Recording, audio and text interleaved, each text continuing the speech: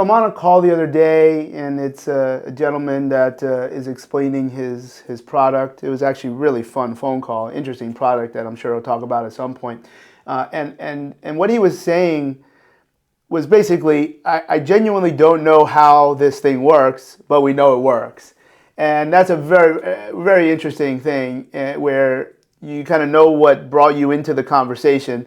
You really don't know or can't have firm explanation for whatever reasons how this is all happening inside of a black box. But then when things come out of the black box, there's a very, very good result. And I think that's an interesting thing. I think the most important thing is that it works. It reminded me of what I learned from DNS, where I began in the middle to early 2000s when those courses started to become really popular. And I don't talk about it a lot. Obviously, I find their current model distasteful because it's so different than what made it so much fun and cool in the beginning. And there's always this unfortunate message that this is all you need to do. You don't need to do anything else. And certainly things that would be at very, very high levels of performance that do have more risk. Oh no, don't ever do that. Don't ever do that. You're going to get surgery. So that was always something. But again, that type of social message would never take away from anything and the power and the scientific merit and the utility.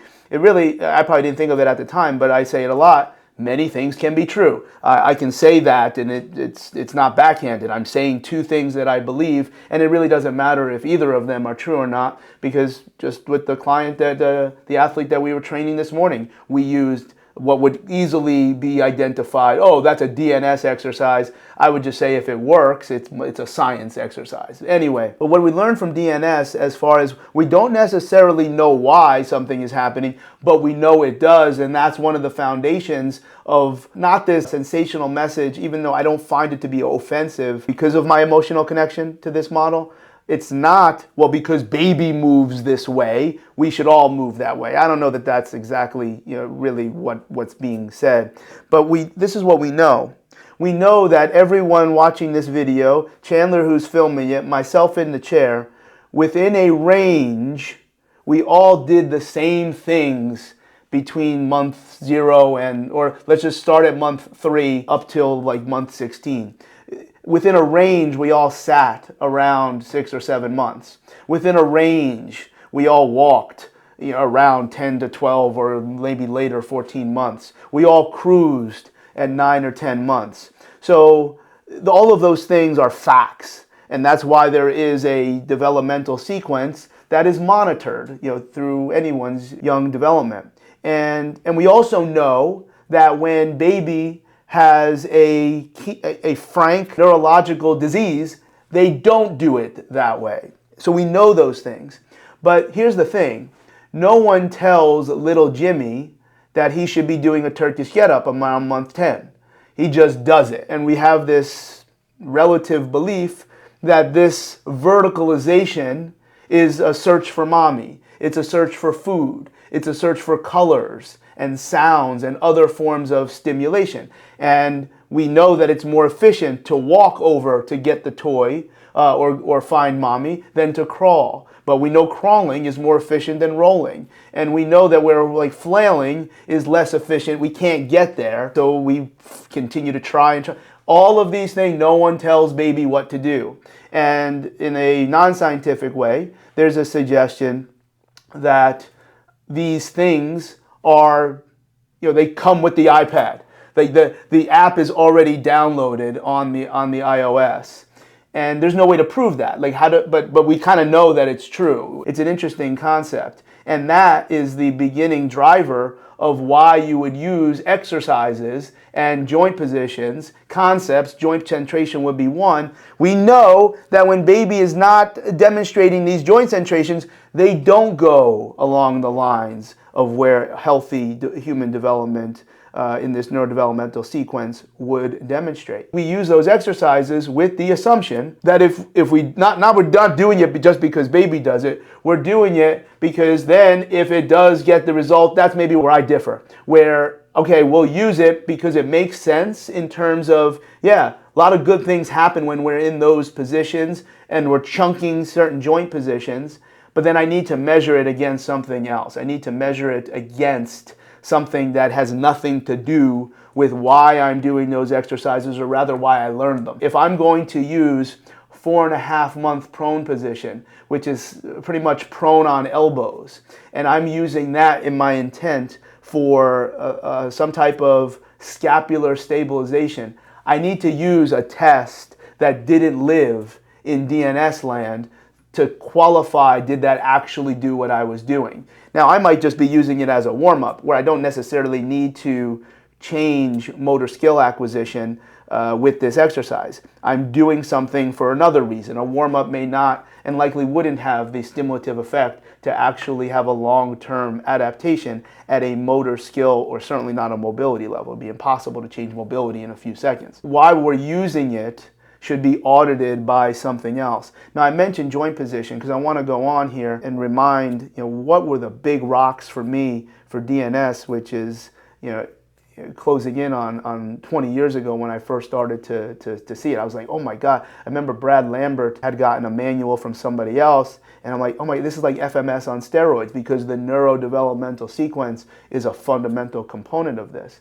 Obviously, I was already really into FMS at that time, so this made perfect sense, even though DNS land would speak very negatively about FMS. It's so amazing how this stuff is so similar, but then different models, because it's business, everybody antagonizes each other and thinks they're doing it with nobility. At least I'm saying what I'm saying, and then I'm leaving it all out there.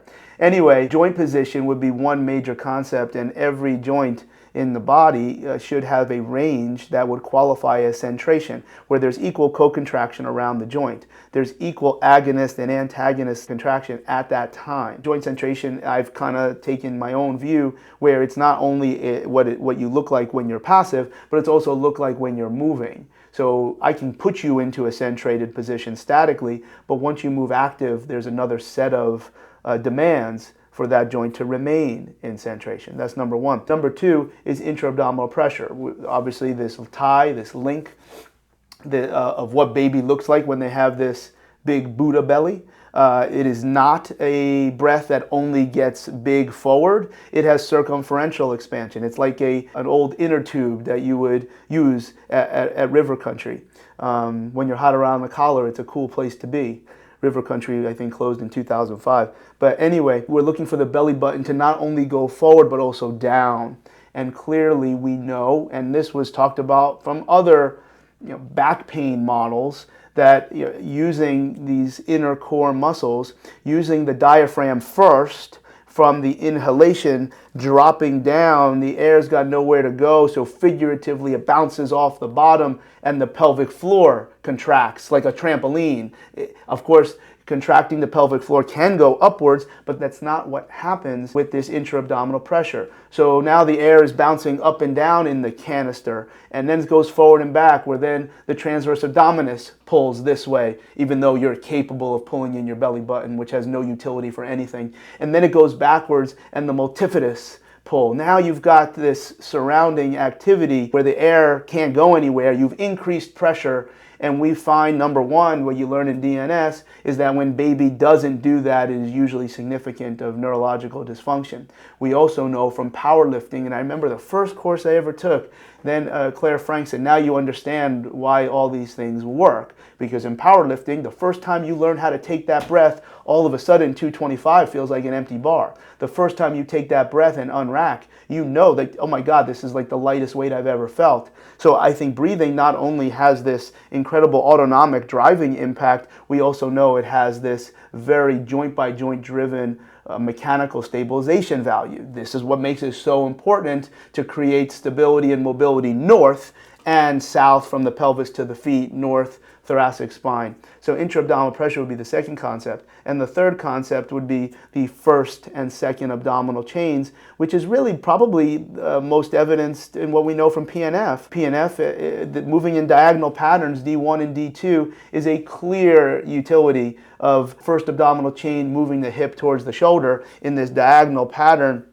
And then the second abdominal chain is moving the shoulder towards the hip, which is again, reliable series of movements that happen in a particular order from month 3, 3.5, when movement actually becomes intended. You might see a baby roll at 2 months, but it's just because the gravity of their arms and legs are flailing so much that they actually do turn over. But these diagonal movements and these joint centration under the presence of intra-abdominal pressure is when all the magic happens. And I think for me, if it didn't have this direct link to what we learned as a power lifter just by learning whatever it took and whatever you were coached by people that you trusted to lift heavy weight, it's so ironic that those concepts, we talk about fat abs, you can still have a six-pack, but no one would ever confuse me for somebody who's being really skinny because of the incredibly dense repetitions of this diaphragmatic breath and getting big and trying to break your belt with air. It's not a Valsalva. It's a different thing. And again, these were all things that I think I did an entire talk on breathing a few years ago at Perform Better. That would be interesting if it's the one on the app, if this stuff is cool for you. Yeah, I would still use DNS as a absolute foundation, but again, not from an evaluation. The DNS evaluation movements, you actually do most of them in a different version, very non-specific way when you do the breakouts of an SFMA, and if you find utility for some of the ones that don't really live there, I think doing it as part of the breakouts makes perfect sense.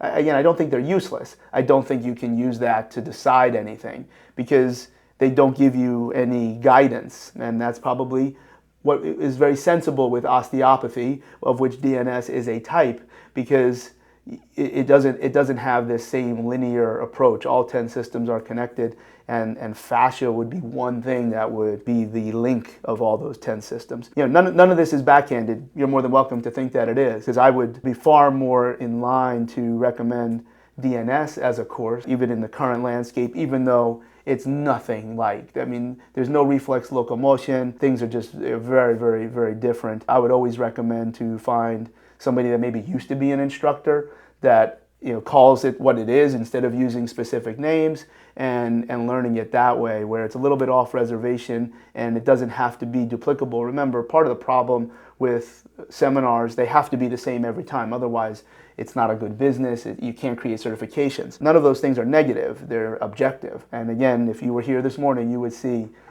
multiple uses of some of these exercises, particularly in the case that I'm talking about, scapular stabilization, thoracic. We're trying to get serratus anterior and lower trap to centrate the scapula from a post-surgical shoulder situation.